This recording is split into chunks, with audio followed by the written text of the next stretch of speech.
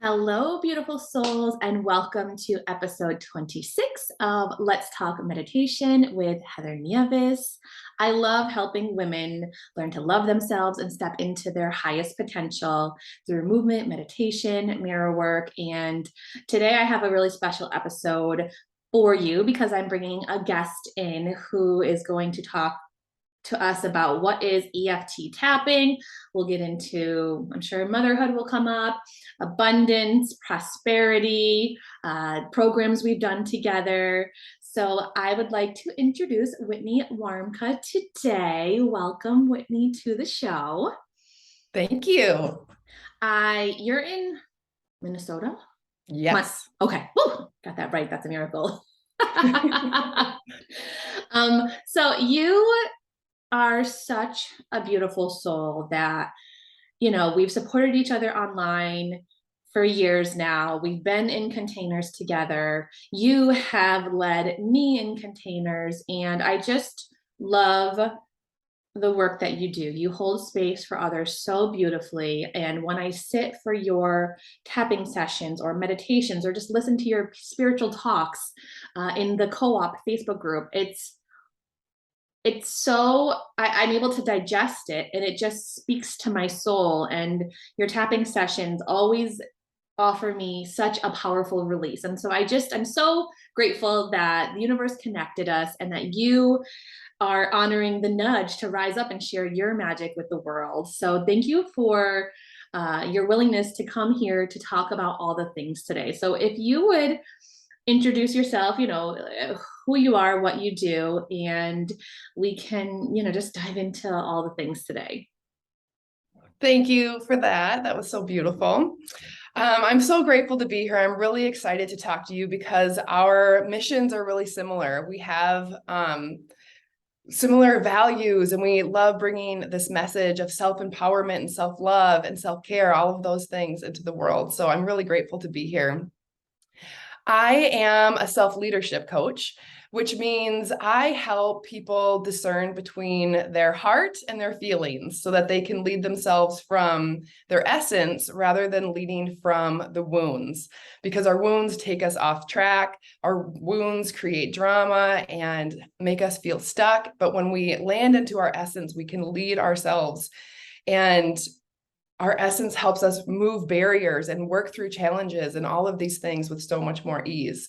And so the tools that I use are EFT tapping. I'm a Reiki master teacher. I'm currently becoming a Mastering the Brain Game facilitator. And I just love all things energy. I love guiding people back home to themselves because each of us holds our own power. The power is not outside of us, it's within us. And so I just love empowering people. And I love that, and yes, we have similar missions and we do it in just different ways, yet similar. But you are you and I am me, and I've had my experiences and you have had yours. And yes, we're both mothers. Your daughter is 6 or 7? 6. She's 6. Oh, we'll get our babies together. I know, I'm like always arranging marriages. I'm like, ooh, that's a great candidate, the way you're raising your daughter. I would love for my son to marry your daughter. She's so wise. So I mean, what powerful examples, we're doing the work on ourselves and then we're sharing it with others, and then we get to share it with our children. And all right, so let me just take it back to the basics because I get excited and I just want to dive right in without, taking it one step at a time. So what is tapping anyways? So EFT tapping stands for Emotional Freedom Techniques. And we call it tapping because we're tapping on different energetic meridian points in our body as we're talking. And so it combines talk therapy along with acupressure principles. And there's a lot of science that backs up this modality. There have been lots of research on how tapping as you talk helps you shift through things with much more efficiency, much more ease than just talk therapy alone. And so this tool helps us reprogram our subconscious mind. It helps us move through limiting beliefs. It helps us reduce the charge of emotional triggers so that we can think more clearly, because that trigger is our wound speaking to us, say, take action now. But when we can connect back into our essence, we gain access to solutions that wouldn't be available to us when we're in our fight or flight state. And so this tool is so versatile. We can work on our traumas, we can work on our past, we can work on manifestation and creation in the future, focusing on vision, and then tapping through the things that get in the way that say, you're not good enough for that, or I'm afraid of that. And so it's a tool that you can use at every step of life to help you move forward, to help you attain the things that you desire. And everything you need is right at your fingertips. And so I love this for adults. I love it for kids. I love using it for anxiety. I mean, it's so versatile. You can use it to, if you're in a good mood, you can tap to amplify that good mood and to bring it, to make it, that energy even bigger. And it's simple to use. I think that's so powerful. What whenever I watch TV, I try to learn something. And I love Grey's Anatomy. And it was fascinating me to see different modalities brought in that aren't, medical, because it's a medical show. And there was one of the actors had PTSD from, the military, and they did a tapping session with him. And I was like, yes, yes, they're bringing that in and making it, just introducing it to people that may not have even considered that. And, I love that you said, we can use it for our kids to help them. And maybe it's, if you're happy and you want to stay happy, if you have anxiety or something, on the other side of that, that's PTSD. So it's so beautiful that this tool can really support us in so many different ways. Yes. Yeah, And I'm glad that you brought that up, because there have been a lot of studies, especially with veterans too, on how you can use tapping for PTSD. And so you can use it for all kinds of fears, phobias, weight loss. I mean, you can use it for literally anything. If you have a goal and you're having difficulty reaching that goal, tapping is a tool that you can use to get there. And I think, a lot of people think of trauma, heal, but they don't think about, okay, well, I want to heal from my birth, right? Birth is traumatizing, and motherhood, right? There's that loss of identity from really wanting to grow your business and really tap into the prosperity. I know that when you participated in the online virtual meditation summit that I led with you and 6 others earlier this year, was that this year? Yeah, I think it was this year or the end of last year. We did it recently, and it was tapping for inner harmony, and it was so unexpected what came up. But the powerful part was I had an emotional release, but I didn't stay there. I think sometimes when we're triggered into crying or anger or overwhelm, we're like so stuck in that emotional state. But the tapping helped me to just fully release it. And then there were these words that I was longing to hear that we close with. So that's one of my favorite parts of your sessions is, let's go in. It's going to be uncomfortable. You might cry, and then be empowered. And like, sometimes I just want to go straight to the empowerment and not go through the uncomfortable part of the work. But I'm always in awe of how this tool and the way that you guide supports me in such a powerful way. Yes. I love that you said that, because so many people think the same way. I want to be on the high side. I want to skip right to the positive, to the affirmations. And that's natural. But we have to realize that if we want to truly shift out of it, we don't want to bypass it. We want to witness ourselves in it. So tapping helps us become our own witness, because we vent. We start with how we're feeling right away. And you brought in motherhood. So many of us have mom guilt, or we get frustrated with our kids and we just want to lock them in a closet. And so tapping lets you voice that. I'm so frustrated with my kids right now. I want to lock them in the closet. I don't want to deal with them. And I still love and accept myself anyway. And by just speaking that out loud, being real with yourself and not judging yourself for that, not making yourself wrong, not saying I'm a horrible parent because I have these thoughts. I'd love to meet a parent who hasn't had that thought.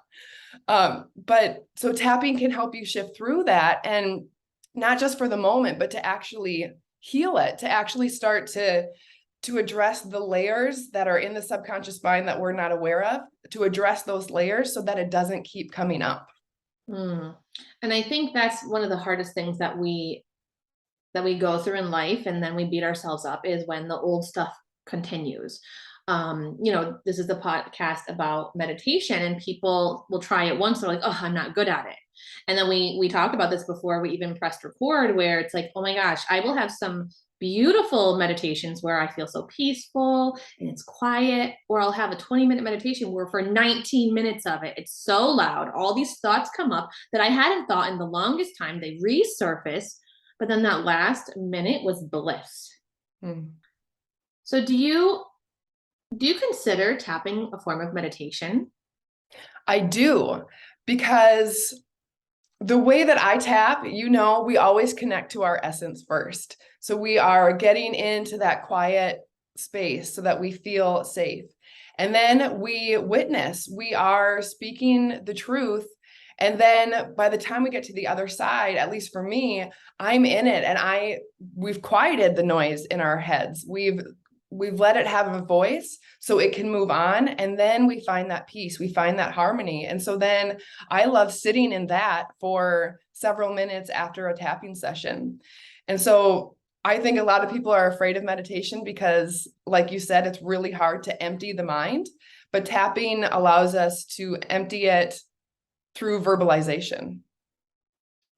Yeah, I agree. Absolutely. Um, I think what's beautiful is that there's so many types of meditation. What's your like personal favorite type of meditation? I know that's hard to choose one, and you don't have to choose one, but like for your own personal practice, or maybe just what did you practice today?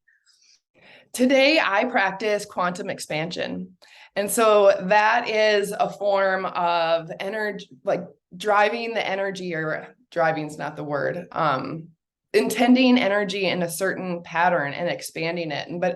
The practice is about connecting to source, connecting to essence, and then bringing a frequency into your body and letting that frequency just sing to emanate from you.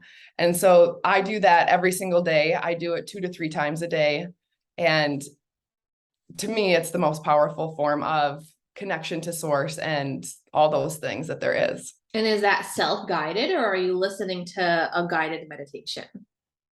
Both. I do it myself, but honestly, I love to be guided. It's a lot easier for me to stay with it if I'm being guided versus just doing it on my own.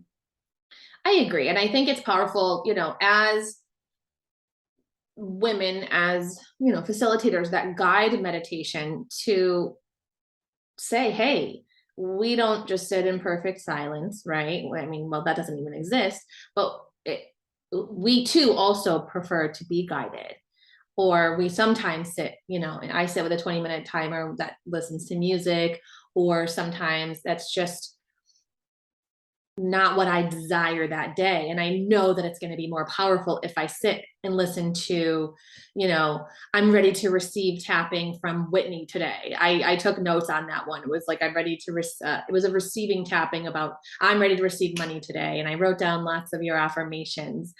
But we had to go through the uncomfortable stuff of the way that I've judged money and how I've blocked receiving first. And it's like, oh, all right. Really wanted to get to the good stuff first, but I'm in it. I'm in it. So thank you for sharing uh, that part of your personal practice. Yeah, I used to judge myself for not meditating right. And because I thought that true meditation was that silent mind. And then somebody that I was working with was like, what, you can do it however you want, do it the right way for you. And I was like, duh, why am I putting these expectations on myself? This is what works for me. So I'm going to love and accept myself, follow my guidance, and do what works for me, and not try to do what works for everybody else. I was reading the other day that there is no right way to do yoga. There is also no wrong way to do yoga. So in the same way, there is no right way to do meditation, and there's no wrong way to do meditation. I think the core of this conversation is trusting ourselves. Releasing the Hallelujah. judgment. I too used to judge myself. Oh, I'm not good at this, especially when I'm leading others. How come I have such a quote unquote terrible practice? Why is it so loud? Oh my gosh, the things I thought about today in my practice, like no. But that was the power of it, is that the redirect. And the redirects get annoying. But when we release, oh, this is annoying. Okay, all right, here it goes again. But yes, I'm committed. I'm breathing in. I'm breathing in. Okay, I am awesome. Today I am a badass came through. Okay, I just focus on the breath, right? So like returning and returning and returning and returning. And that was my practice today. So yes, there is no perfect practice. There is no right. There is no wrong. There is just yours. And that's why I love leading different styles of meditation and bringing in guests to share their style of meditation, because we don't have to do the same one every day. There is value if you were to show up for 7 to 21 to 100 days of tapping, but there's also choices, right? We live in a world of choices, and I think that becomes overwhelming. But if we just simply decide, all right, I'm gonna play with meditation today. I'm gonna try one of Whitney's today, and then tomorrow I'm gonna try one of Heather's, and then the next day I'm gonna try one of Jen's, and maybe I'll sit in silent meditation, or maybe I'll go to the pond and just be in nature and let that be my meditation. Yes, I think that's so important to get to taste different flavors of it so that you can find a practice that feels good to come back to. Because if you don't want to do it, if you're not going to show up for it, then it's not going to help you. So it has to be something that you're into, that you enjoy, that feels good. And it doesn't necessarily mean it's always easy to show up, but at least you're not dreading it. Agreed, absolutely. So a lot of people say, oh, I'm not good at meditation. I've never done that before. I've never done tapping before. So I think there's a fear or a resistance to trying something new. So what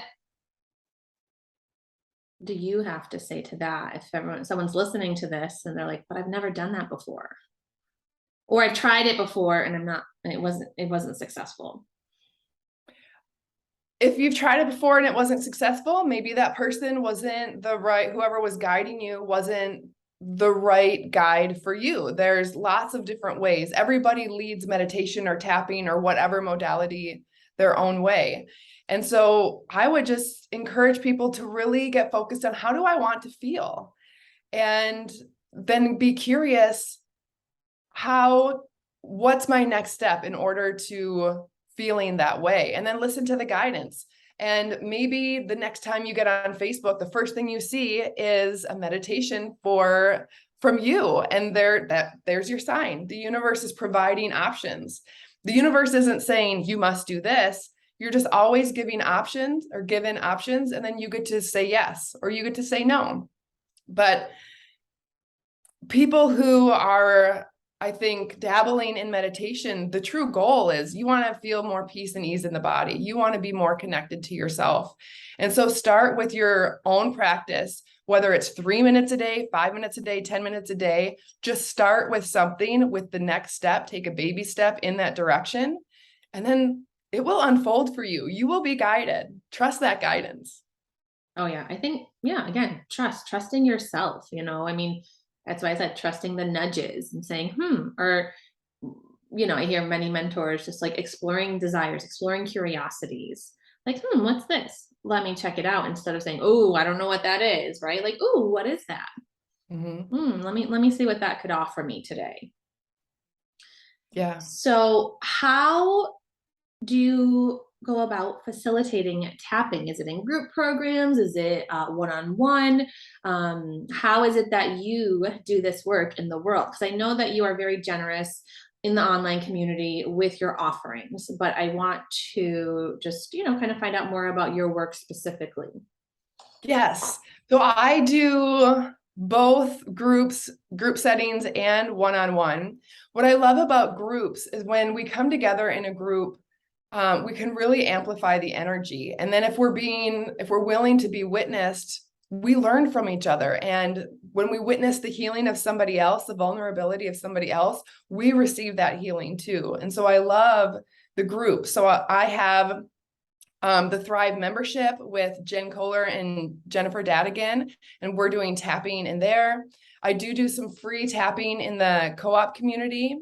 I have a free course that anybody can download and just get a taste of tapping. That's what it's called.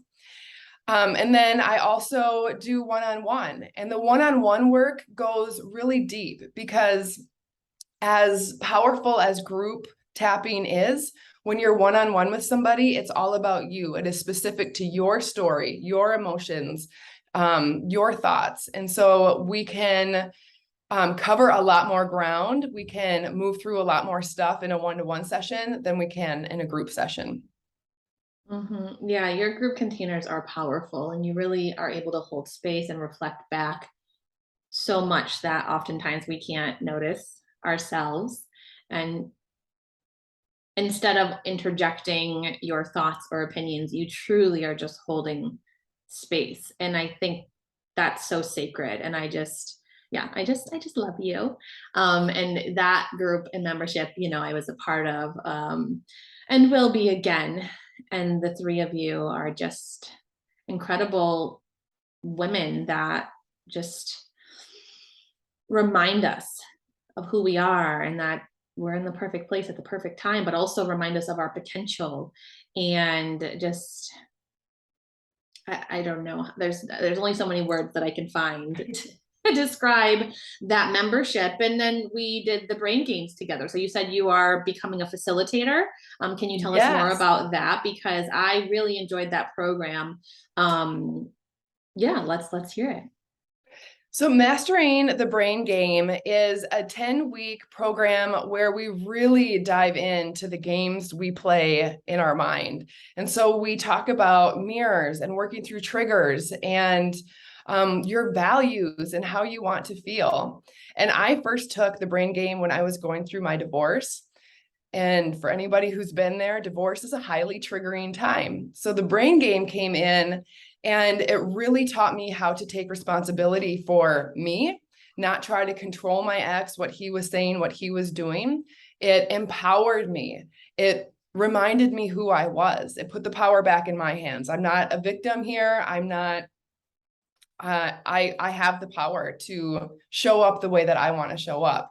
And since then, I've taken the course several times, or I've been present for the course. And when you were taking it, I was there too. And every time you go through the brain game, you access different layers and you release different things. Your awareness grows. And so you expand. And what it ultimately does is it brings peace and ease into your life so that you're no longer engaging in unnecessary drama, so that you're not baited into conversations and things that are draining to you.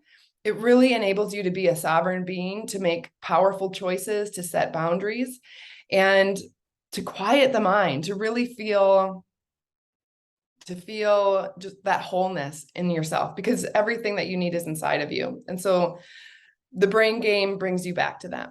I think what it is it's the powerful evidence and information and the breakdown of our patterns. So, we go into meditation, but sometimes we don't understand what's happening, what the resistance is, what we're trying to access, and the potential that we have inside of us when we're sitting for these practices. Okay, I want to feel good. I want to shift how I feel. I'm trying to sit in silence, but this just, I think, breaks it down. And I had so many ahas where it was just like, okay, information on a PowerPoint, but it wasn't just that. I recognized some of my triggers from understanding the emotional, what was it? The emotional, like when you go down in your emotions and up, and was it the emotional wheel, or it was all of them? There's Like, the feeling wheel. Yeah. And then there's the frequency chart. Yeah. yeah, just naming certain behaviors and feelings and recognizing my pattern of moving downward and into lack and boredom, and what that was triggering for me, and to be supported and to give myself permission to say it out loud, to own it, but also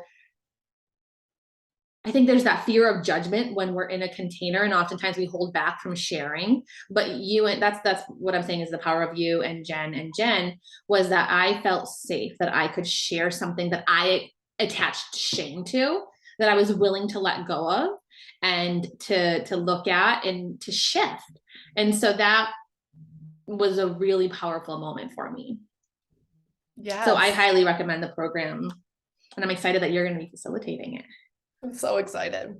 And and one of the things it does is it helps to bring your patterns into your awareness, because if you're Mm-hmm. not aware of them, you can't do anything about it. So awareness is key. And a lot of people don't have awareness around what they're feeling. They can identify happy, they can identify sad, they can identify anger, but there are so many emotions that are all on the spectrum. And if you can learn to really feel the nuance, then you can do something about it. You can identify what it is I'm actually needing. I can get my needs met. I can heal this instead of this having this unconscious pattern that continues to keep me off path. Yeah. So I learned that like boredom was actually there with contentment, and that I can rise it up into creation, creativity, or it can spiral down into, okay, I'm bored. So now I need to seek versus create. So whether it was television or alcohol, or like leaving the house and escaping and finding things to do, and still lacking fulfillment in all of those things, when I was triggered by quote unquote boredom, which could have been contentment, there could have been peace and ease in it, and I could have tapped into this creativity, this creation, and I'm learning to do that now.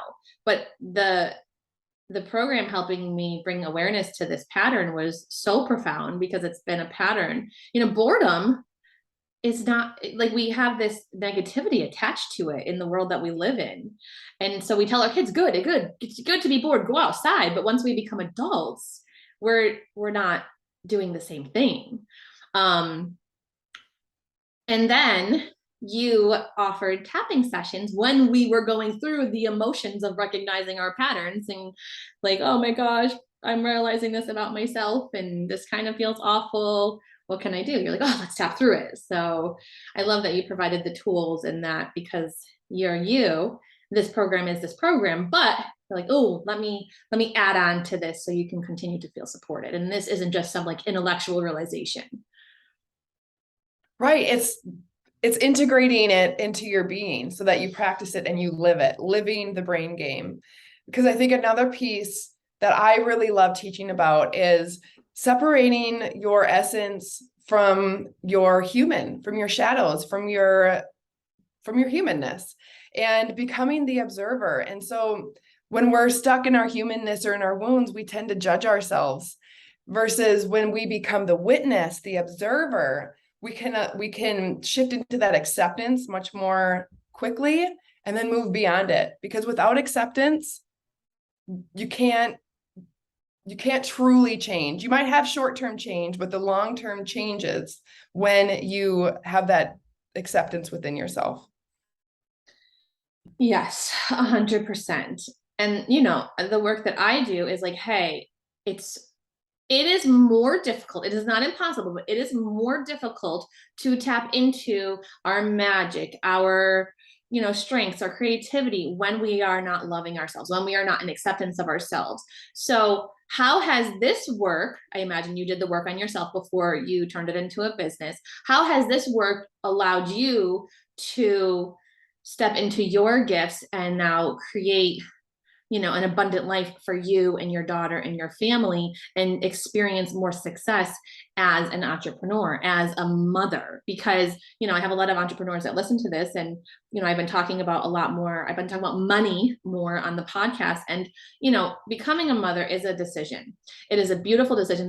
Babies are abundance. However, oftentimes, it doesn't have to be all the time, oftentimes we give up the receiving of the exchange of that money, right? And then we're financially dependent on other people. And so obviously the dynamic when everybody's home and household is different, and their relationships, but it feels so damn good to have your own money. And I've been talking about that more and more, and then we don't have to give up that power. So do you mind speaking to that, and how you have become more empowered by doing this work? Yeah. So as entrepreneurs, we face so many blocks, so many fears, so many limitations. And if we're going to be successful, we need to face them, not run away from them. And so through all of these tools, there's not just one tool, but through the marriage of all of these tools, I've been able to work through so many of my own limitations. An example now, a recent example, is I just completed a 7-day series, 7 days of tapping and Reiki for abundance. And so I was going live every single day for 7 days and even multiple times a day. And I led that with Jen Dadigan and Jen Kohler. But I was doing most of the live work. And I used to have a story that I would hate that. I would never want to be live that often. It's going to be draining to me. Ugh. And now, having done it, it felt so easeful. I was inspired. I loved showing up every day. There wasn't a single day when I was like, ugh, I wish I didn't commit to this. I was living it.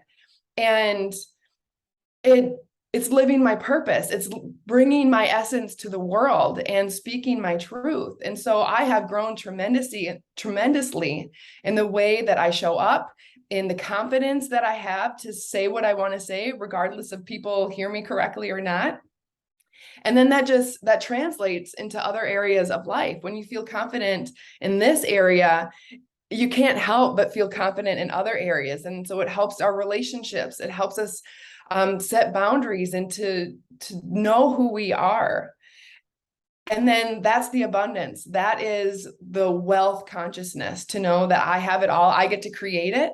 And I'm empowered that I have my own back. And if something gets in the way, I can face it. I can get through it. Nothing's going to stop me.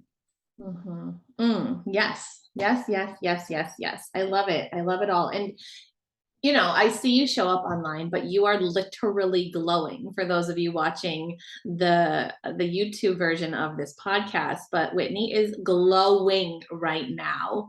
And it's not just your ring light, but I can see how much joy is really pouring through you when you show up and talk about the work that you do. I don't see force. I don't see like fear. And so I love witnessing each other. We always say we're each other's number one fan, but I really do see it. And it's fascinating how we physically look different when we feel different, right? Like I could put on all the makeup and hair and clothes today, but if I don't feel it inside of me, those that are paying attention will notice. Yes, energy speaks much more loudly than any of our other senses. Exactly. So I love this conversation. We will put all of the links to, staying connected with you in the notes of this podcast, taste of tapping and access to the membership that you have and just your website. Can you do like a short tapping where someone can be guided just by hearing, or is it necessary to see you? Absolutely. We can do just audibles. And the only reason that you would need to see me is if you're not familiar and you need to see where the tapping points are. But as I tap, I prompt you verbally. So I always encourage people to tap with their eyes closed anyway, so that they're not watching, because when you're inside, when you're within yourself versus focused on the outside world, it's much more significant. So absolutely you can do it. When I teach I Love Me Yoga, I always encourage my students to hear my words and trust themselves and not worry about what it looks like. So I will give verbal prompts on the next pose, but at the same time, like what feels good? I know that there is, in tapping, there are spaces that we tap that are intentional, that support us. But I mean, if I'm here instead of here, I feel like it'll still be effective. The body has so much wisdom. And so I usually in my introductions, I'll say, if it doesn't feel comfortable to tap at one of these points, tap wherever you feel called. Because naturally we gravitate to the points that have these tapping points at our collarbone or at our temple or on our fingertips. We intuitively know that there's some kind of impact when we fidget with those meridian points. This just brings more intention to it. And so, yes, the thing that I love about tapping is that it's not rigid. You can mold it so that it fits your needs and it still works. Okay. All right. So if there's any topic or words that come to mind today, I will, if you want to do something that's just a few minutes long, then I think that we would enjoy that and benefit from it. Sure. Should we do self-trust? Okay, let's do it. All right. Take a breath. Everybody can just close their eyes and connect to the heart first, always leading with the heart, inviting a spark of love to grow into a flame and to spread through the body, knowing that you're safe. And we'll start tapping on the side of the hand, which is the meaty part next to the pinky. Just start tapping there and say, even though.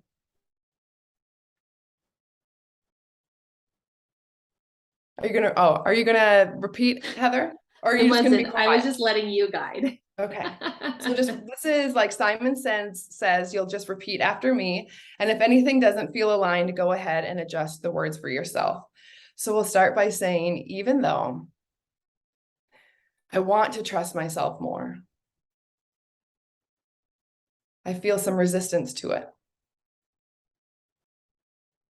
And I still completely love and accept myself. And even though it feels scary to trust myself, I'm willing to take the leap. I'm willing to have my own back and to lead myself. And no matter what happens, I still love and completely accept myself. And even though I sometimes make mistakes, I'm still willing to come back home to my heart, to love and trust myself just a little bit more. Because I know that I am worthy. Good job, moving to the top of the head. Sometimes it's hard to trust myself. Eyebrow point. But today I'm willing to trust myself just a little bit more. Side of the eye. I'm willing to let go of expectations. Under the eye. I'm willing to let go of other people's opinions. Under the nose. And to trust myself instead. Under the mouth. I know I have wisdom inside me. Collarbone point. And I want to trust myself more. Under the arm. I forgive myself for all the times I haven't trusted.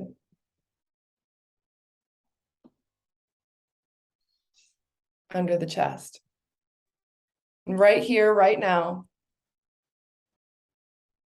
I choose to love and accept myself the way I am. Wrist point. I can trust myself.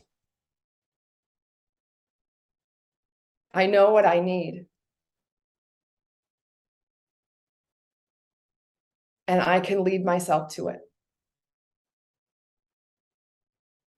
Hallelujah. Amen. Hallelujah. Amen. So that was just a teeny tiny taste of tapping. We just went through one round, but that gives you an idea. And how many rounds do you recommend?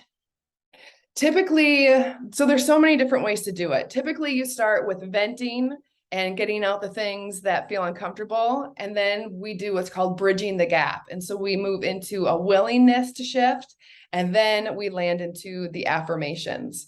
And when we tap together one-on-one, it's never that clean and easy. We do a lot of dealing with addressing whatever comes up. But generally in a group session, that is how I'll lead, with 3 different sequences. And then you would repeat it more than once? Yeah, especially the affirmations. I like to go through the affirmations a couple times to really tap that into the being so that you can carry that energy throughout the day. And if someone listens just once today, is there still a benefit? Absolutely.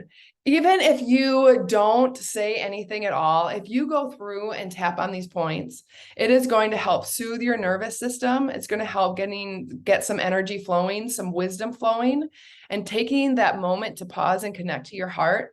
That has a tremendous impact too. If you can make that a daily practice to just connect in, see what I need, remind yourself, I love and accept myself today.